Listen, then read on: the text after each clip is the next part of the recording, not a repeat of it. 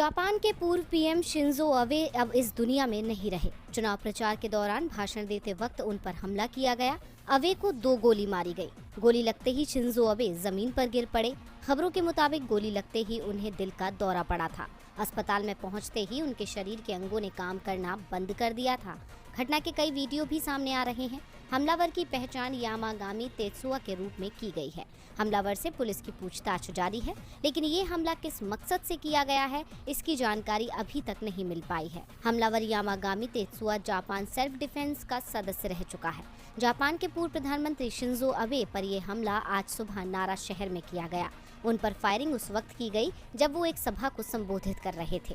इस दौरान वो अचानक गिर पड़े। मीडिया रिपोर्ट्स के मुताबिक उन्हें पीछे से 2 गोली मारी गई। जापान में रविवार को उच्च सदन के चुनाव होने हैं। शिंजे इसके लिए ही प्रचार कर रहे थे। सड़क पर एक छोटी सी सभा थी जिसमें 100 से ज्यादा लोग शामिल थे। जब अबे भाषण देने आए तो पीछे से एक हमलावर ने गोली चलाई।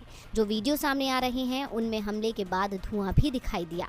इसके बाद पूरे इलाके में अफरा तफरी मच गई। शिंजो अबे पर हमला करने के बाद हमलावर ने भागने की कोशिश की, हालांकि मौके पर मौजूद सुरक्षा कर्मियों ने उसे पकड़ लिया। 67 साल के शिंजो लिबरल डेमोक्रेटिक पार्टी से जुड़े हैं। अबे 2006 से 2007 के दौरान प्रधानमंत्री रहे। इसके बाद 2012 से 2020 तक लगातार 8 साल तक प्रधानमंत्री रहे। उनके नाम सबसे लंबे समय यानी 9 साल तक पीएम पद पर रहने का रिकॉर्ड है।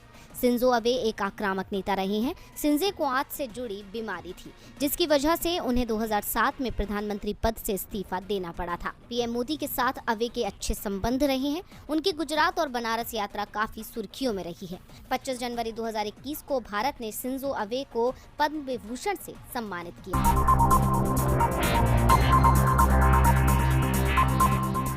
आज धर्म और आस्था के नाम पर लूट मची हुई है। देश में बहुसंख्यक समाज राजनीतिक शय पर कुछ भी कहने के लिए आजाद है और इसका सबसे ज्यादा खामियाजा देश की अर्थव्यवस्था को उठाना पड़ रहा है। हरियाणा के मानेसर में गुरुवार को ग्रामीणों और हिंदू संगठनों की तरफ से एक महापंचायत की गई, जिसमें फार्मा कंपनी हमदर्द लेबोरेटरीज में हिंदुओं को 50% आरक्षण देने की मांग की गई। इस पंचायत में मौजूद लोगों ने यूनानी फार्मा कंपनी पर रोजगार देने के मामले में पक्षपात करने के आरोप लगाते हुए कहा कि हिंदुओं को मौके नहीं दिए जाते। पंचायत में मौजूद लोगों ने आरोप लगाया कि हिंदू किसानों से अधिग्रहण की गई जमीन पर ही फैक्ट्री बनी है और उसने ट्रस्ट के नाम पर सरकार से तमाम छूट भी हासिल की है। इसके बाद भी किसी स्थानीय हिंदू व्यक्ति को कोई नौकरी नहीं मिली।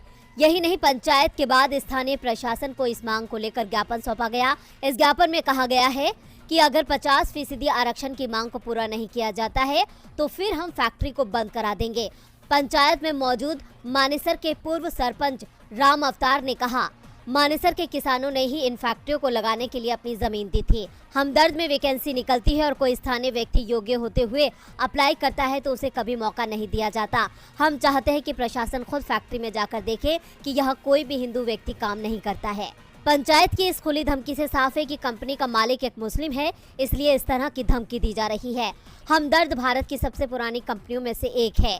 2014 में हरियाणा के मानेसर में इस प्लांट की शुरुआत हुई थी, लेकिन इससे पहले इस तरह की बातें कभी नहीं की गई। वहीं इस मामले पर पुलिस ने अभी से सुरक्षा के सभी इंतजाम कर लिए हैं। तो क्या स्थानीय लोग कंपनी पर हमला भी कर सकते हैं? पुलिस की तैयारी तो इस ओर इशारा कर रही है। अभी तक इस मामले पर कंपनी की तरफ से कोई बयान सामने नहीं आया है।